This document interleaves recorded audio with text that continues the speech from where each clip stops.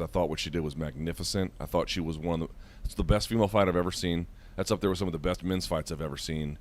She was an absolute savage, and she deserves to be commended for that from now until the rest of eternity, until life no longer exists on this planet.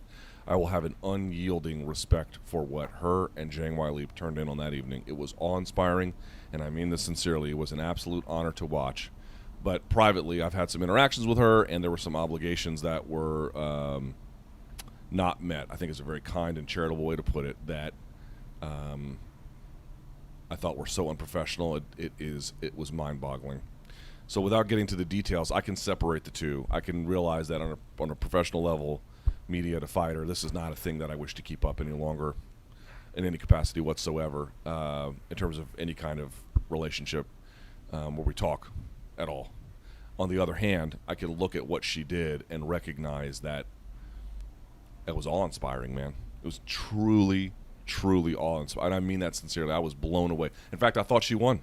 I thought Joanna won that. I thought, not robbed because it was so close, but I thought she deserved to have her hand raised, to be perfectly honest with you. And I still do. I worry about the rematch. Sorry, I guess I didn't answer previously about what her future is. I mean, here's the thing about Joanna. I don't think folks realize.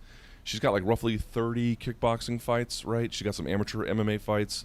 She's probably some amateur kickboxing fights that I'm not aware of. She's got 20 or so UFC fights. So she's 50 plus, nearly 60 fights into the game. She's 32, which is not old, but I think she'll be 33 in August. So she's heading into a territory where she's a little bit on the older side for that particular division.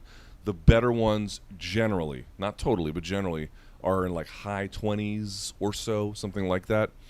So she's a little bit longer in the tooth, and I think the damage that both of them took has potentially career-altering effects. You go back and look at Condit versus Lawler. Folks don't realize this.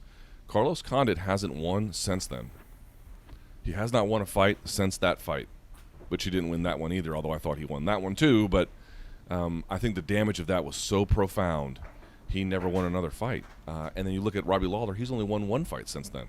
No, he got injured in the RDA fight. Okay, fine, but he only won the Cerrone fight, which is not some small deal, but it's not like both guys have ever picked up since then.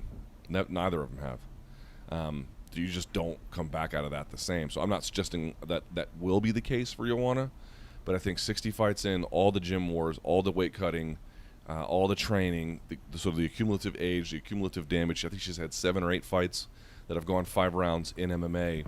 It's worth paying attention to going forward, is sort of my point on this. It's worth paying attention to. So I have profound respect for her as a competitor, dude. I really do. I was so honored to watch her compete against Zhang Weili and vice versa. I felt honored to those two women for the opportunity just to sit there and marvel at their athletic greatness. On a personal level, I want nothing to do with her.